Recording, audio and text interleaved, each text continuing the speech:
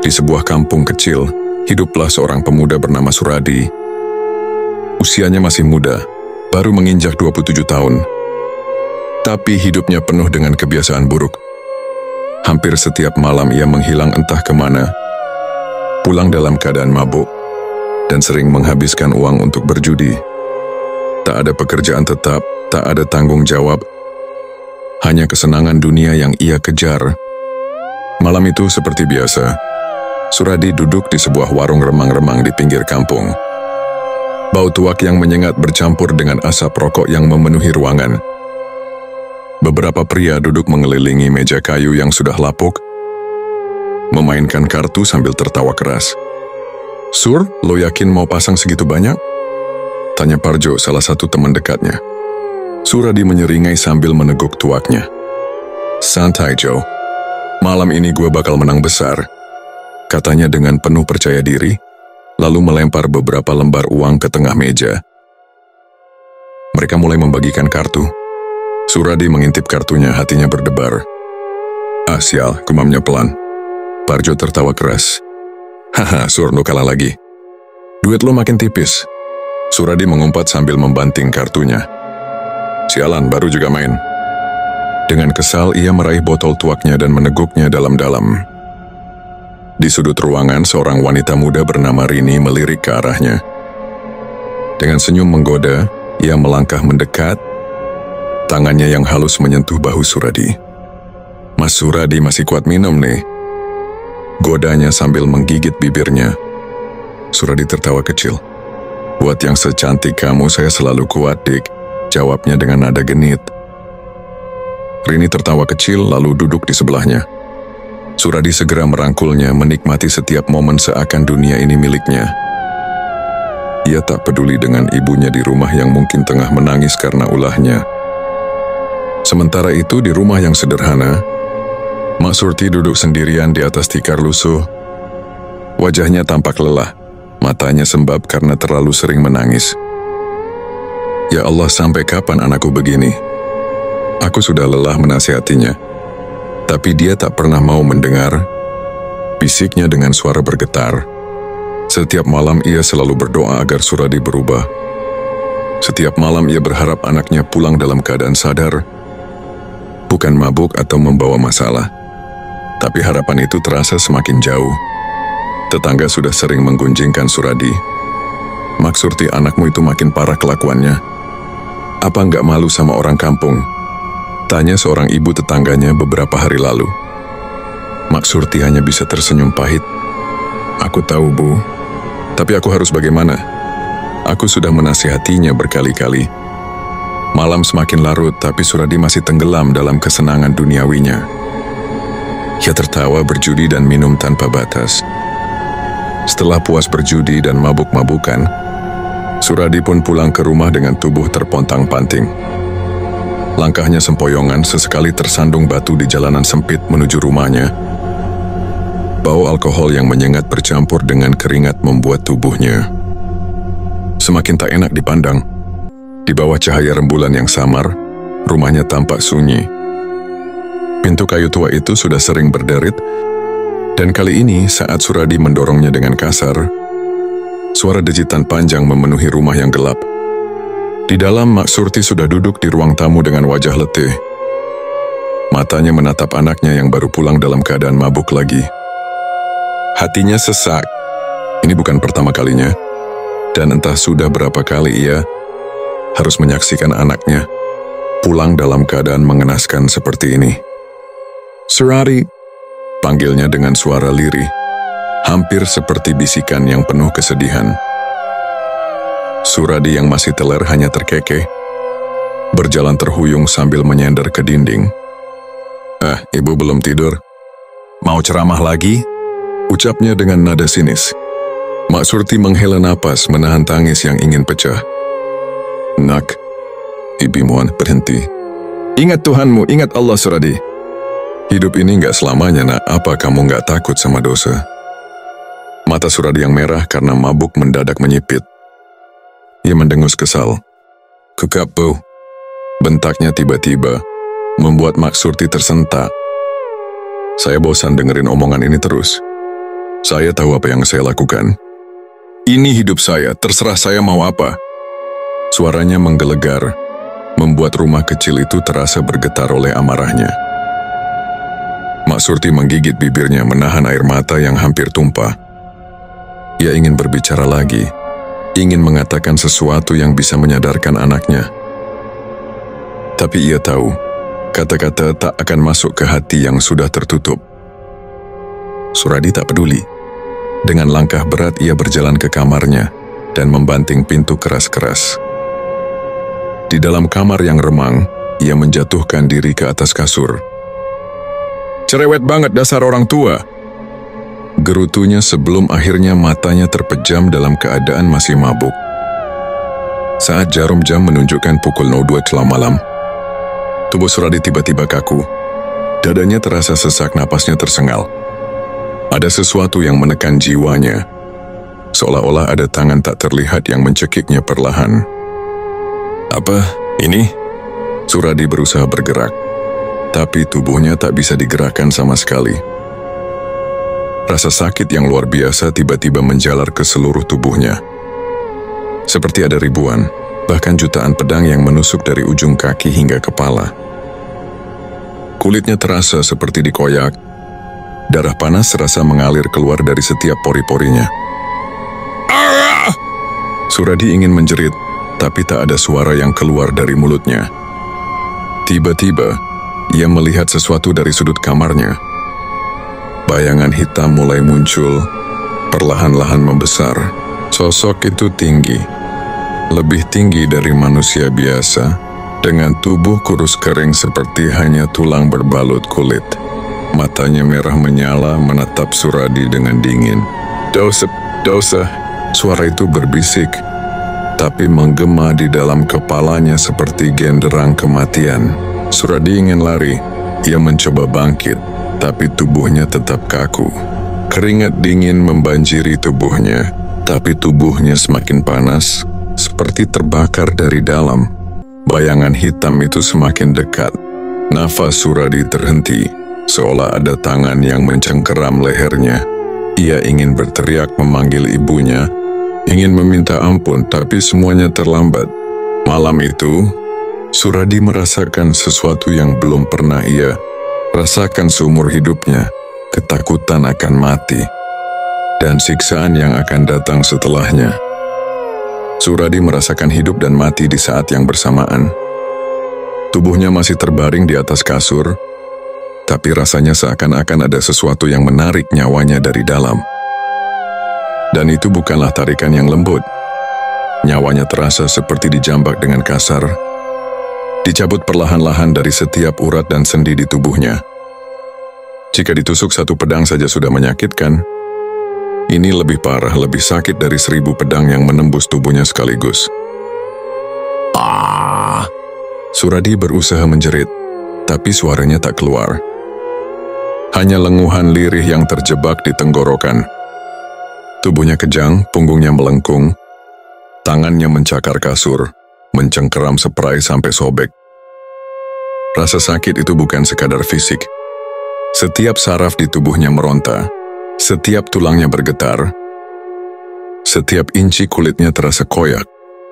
Ia bisa merasakan nyawanya berusaha bertahan dalam tubuh, tetapi kekuatan tak terlihat terus menariknya keluar. Pikirannya menjadi kacau. Ia ingin kembali, ingin bangun, ingin melepaskan rasa sakit ini. Tetapi tak ada jalan keluar. Di tengah penderitaannya, ia mendengar suara yang menggema di kepalanya. Inilah sakaratul maut. Suara itu berat, dingin, dan penuh ketegasan. Suradi gemetar. Beginilah rasanya kematian bagi orang-orang yang lalai dan penuh dosa. Bayangan hitam tadi semakin dekat. Kini ia bisa melihat bentuk wajahnya. Tengkorak dengan sorot mata merah menyala. Menatapnya dengan pandangan penuh keputusan. "Kau menikmati dunia, Suradi. Kini waktumu telah habis." Suradi mencoba menangis, mencoba memohon. Tetapi lidahnya kelu, matanya hanya bisa memandang kosong. Tubuhnya semakin lemah. "Tidak, aku belum siap. Aku belum siap mati." Tapi sakaratul maut tak mengenal kesiapan. Ia hanya datang, tanpa kompromi, tanpa belas kasihan. Nyawanya terasa semakin tercabut, semakin sakit, semakin tak tertahankan. Dan dalam satu tarikan terakhir, Suradi merasakan sesuatu yang lebih mengerikan daripada kematian itu sendiri. Ia mulai melihat kemana jiwanya akan dibawa. Suradi merasakan tubuhnya melayang. Rasa sakit sakaratul maut tadi seketika berubah menjadi sesuatu yang lebih mengerikan. Ia tak lagi berada di kamarnya. Ia berada di suatu tempat yang tak bisa digambarkan. Udara di sekelilingnya panas menyengat, namun terasa menusuk ke tulang seperti ribuan jarum. Langitnya gelap merah menyala seperti api yang terus membara. Aroma busuk bercampur bau daging terbakar menusuk hidungnya, membuat perutnya mual.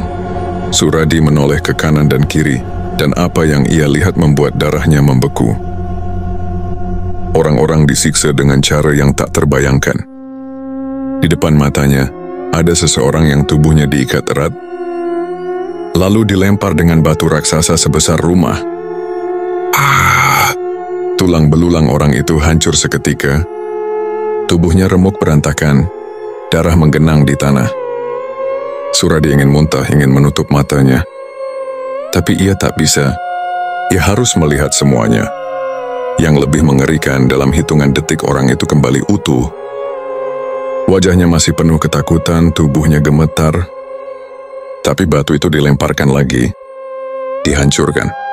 Hidup kembali. Dihancurkan. Hidup kembali. Begitu seterusnya. Tanpa henti. Suradi mundur beberapa langkah. Napasnya tersengal. Ia tak ingin berada di sini. Tapi sebelum ia bisa berpikir, terdengar suara jeritan lain dari sebelahnya. Ia menoleh dan melihat sekelompok orang berlutut di atas tanah yang membara. Tiba-tiba dari atas, lava panas menyembur seperti air hujan. Seketika tubuh mereka mencair. Daging dan kulit mereka terkelupas, tulang mereka meleleh. Namun hanya dalam hitungan detik, tubuh mereka kembali seperti semula. Dan lava panas kembali menyembur. Hancur pulih, hancur pulih. Suradi menutup telinganya. Ia tak sanggup mendengar jeritan-jeritan itu. Tapi siksaan itu belum selesai. Di sisi lain, ia melihat sekelompok orang lainnya. Wajah mereka penuh kepedihan. Tangan mereka terikat rantai, dan di depan mereka ada makhluk tinggi besar dengan wajah mengerikan. Makhluk itu membawa sebuah cawan besar yang mengeluarkan asap hitam pekat. "Minum!" Suara makhluk itu menggelegar. Orang-orang itu menggeleng menangis ketakutan. Tapi tangan-tangan hitam memaksa mereka, mencengkeram kepala mereka, lalu menuangkan cairan itu ke dalam mulut mereka. Begitu cairan itu masuk ke tenggorokan mereka, seluruh tubuh mereka langsung hancur. Daging mereka terlepas, mata mereka meleleh, tubuh mereka pecah berkeping-keping. Namun seperti siksaan yang lain, tubuh mereka kembali utuh, hanya untuk dipaksa minum lagi. Suradi merinding. Ia mulai memahami sesuatu. Tempat ini bukan sekadar mimpi buruk. Ini adalah neraka. Dan ia belum melihat semua siksaan yang ada di sini. Suradi masih terpaku melihat berbagai macam siksaan yang tak bisa dibayangkan oleh manusia. Tubuhnya gemetar, kakinya lemas, dan pikirannya berantakan. Ia ingin lari, ingin pergi dari tempat ini. Namun sebelum ia bisa bergerak, sepasang tangan besar mencengkeram pundaknya. Suradi terkejut. Ia menoleh dan melihat sesosok makhluk tinggi besar berdiri di belakangnya. Kulitnya hitam legam, matanya merah menyala, dan wajahnya tanpa ekspresi. "Kau, ikut aku!" Suaranya dalam bergema, seolah berasal dari ribuan suara yang berbicara bersamaan.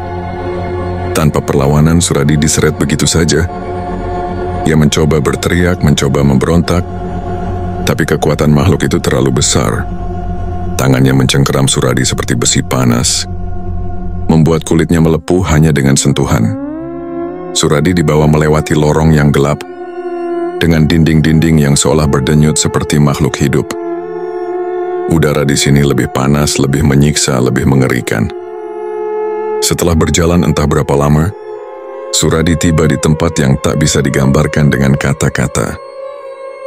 Di hadapannya terbentang lautan api raksasa, menyala-nyala dengan kobaran yang membakar langit. Panasnya begitu luar biasa, bahkan sebelum ia masuk, kulitnya sudah terasa meleleh. Tapi makhluk itu tak peduli. Dengan satu gerakan, ia melemparkan Suradi ke dalam api tersebut. Begitu tubuhnya menyentuh api itu, ia merasakan sesuatu yang tak pernah ia bayangkan bisa terjadi. Setiap sarafnya terbakar, dagingnya meleleh, tulangnya hancur.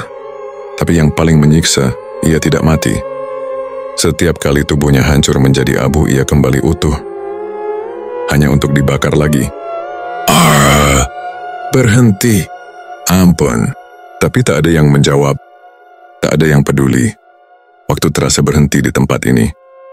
Entah berapa lama ia berada di dalam kobaran ini. 1000 tahun? 10.000 tahun?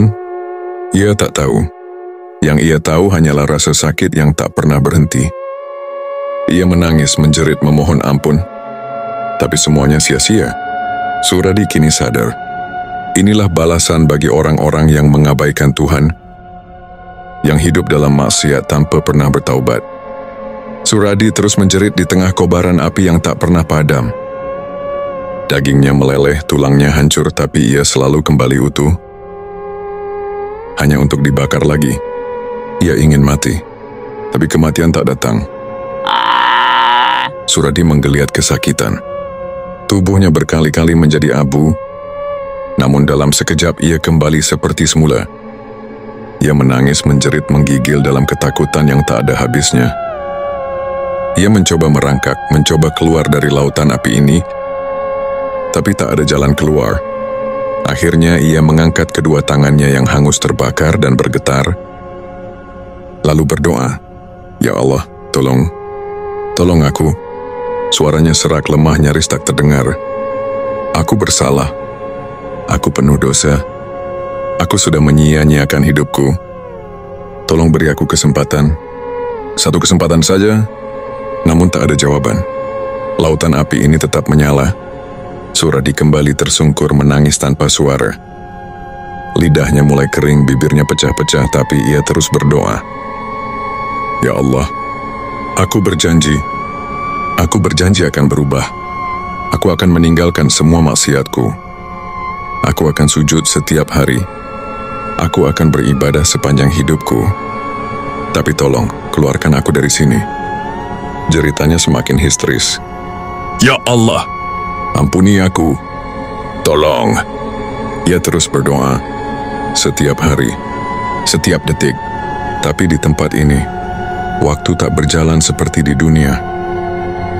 Ia tak tahu sudah berapa lama ia di sini. 1000 tahun? 100.000 tahun? Ia tak tahu. Yang ia tahu, rasa sakit ini tak pernah berhenti. Namun ia tetap memohon. "Ya Allah, aku sadar aku salah.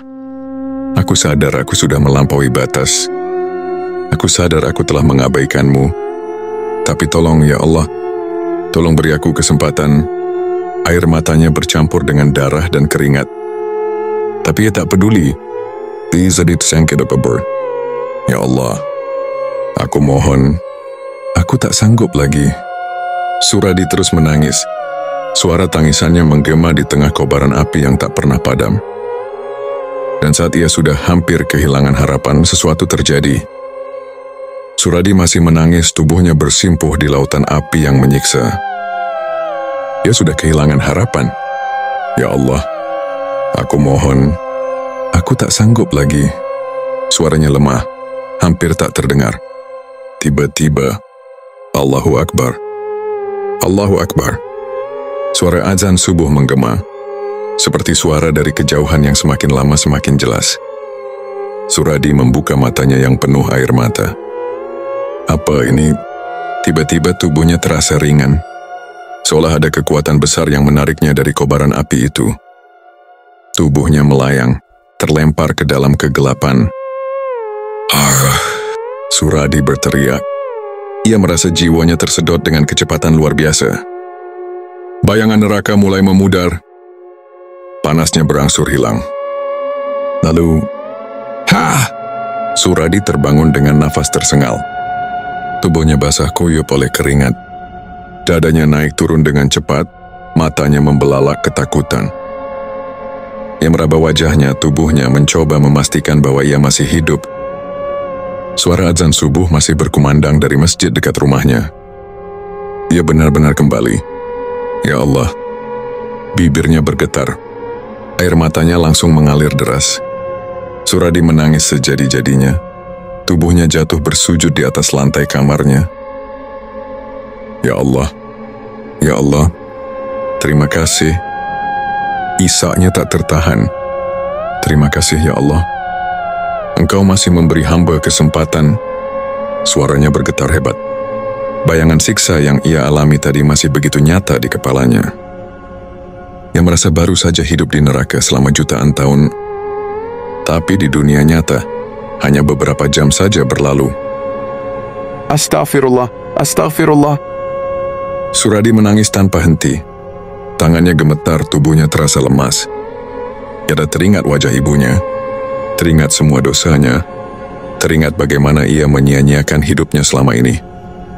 Tanpa pikir panjang, ia langsung berlari keluar kamar, mencari ibunya. Ebo!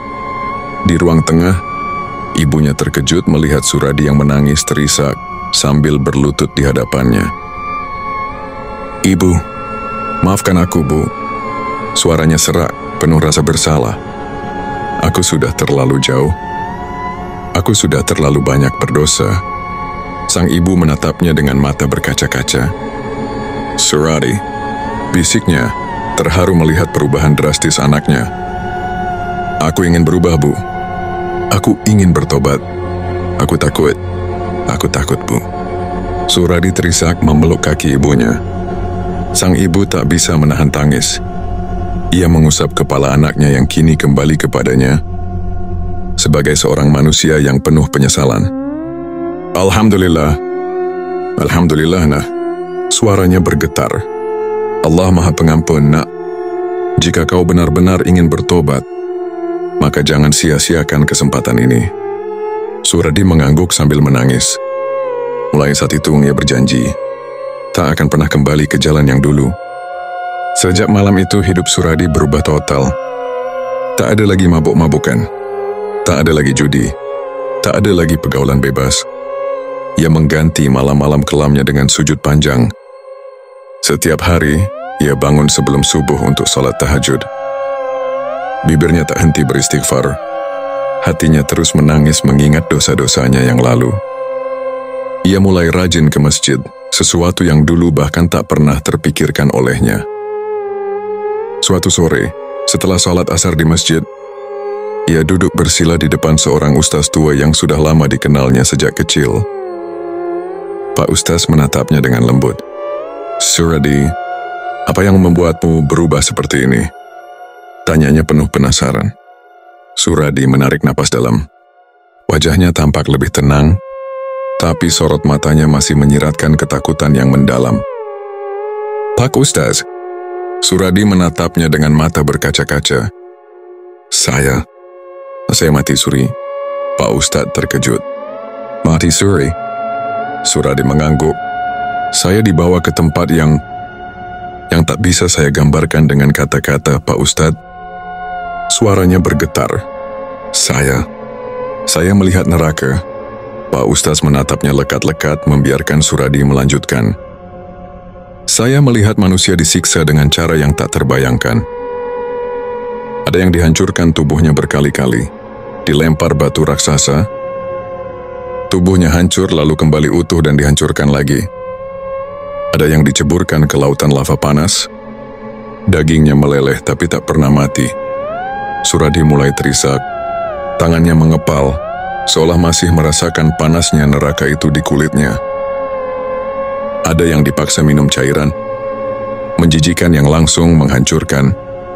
Tubuhnya, ada yang dibakar, yang disiksa tanpa henti. Pak Ustadz menarik napas panjang, merasakan ketulusan dan ketakutan dalam suara Suradi. Tapi yang paling saya ingat, Suradi melanjutkan dengan suara yang semakin bergetar. Saya juga disiksa di sana, Pak Ustadz. Saya dilempar ke tempat yang begitu panas. Jauh lebih panas dari api di dunia. Saya dihancurkan, dibakar, dan saya tak bisa mati. Air matanya menetes. Rasanya lebih sakit daripada 1000 pedang yang menusuk tubuh saya sekaligus. Saya merasa di sana sudah jutaan tahun, tapi ketika saya kembali ternyata baru beberapa jam saja berlalu di dunia. Pak Ustadz menepuk bahu Suradi dengan lembut. Lalu apa yang kau lakukan di sana? Tanyanya pelan. Suradi mengusap wajahnya yang basah. Saya menangis. Saya memohon ampun. Sashimardo Tampananda. Saya menjerit memanggil Allah. Saya berjanji akan bertobat jika diberi kesempatan. Ia menarik napas dalam-dalam. Dan entah bagaimana Allah mengabulkan doa saya. Saya kembali tepat saat azan subuh berkumandang. Pak Ustaz mengangguk, lalu tersenyum penuh haru. Suradi, kau telah melihat sesuatu yang jarang sekali manusia lain bisa alami. Itu peringatan langsung dari Allah untukmu. Engkau diberi kesempatan kedua. Suradi mengangguk sambil terisak. Itulah sebabnya Pak Ustaz, katanya dengan penuh keyakinan. Saya tak akan pernah kembali ke jalan yang dulu. Saya ingin hidup hanya untuk Allah. Saya ingin menebus semua dosa-dosa saya. Siapa yang ingin meninggal dalam keadaan husnul khotimah? Pak Ustadz menepuk pundaknya lagi. Masya Allah. Kalau begitu jangan sia-siakan kesempatan ini. Nak, perbaiki dirimu, dekatkan dirimu kepada Allah, dan ajak orang lain untuk berubah bersamamu. Suradi tersenyum sambil mengangguk. Dalam hatinya ia tahu bahwa ia telah menemukan jalan yang benar. Masa lalunya memang kelam, tapi ia yakin masih ada cahaya di ujung jalan tamat.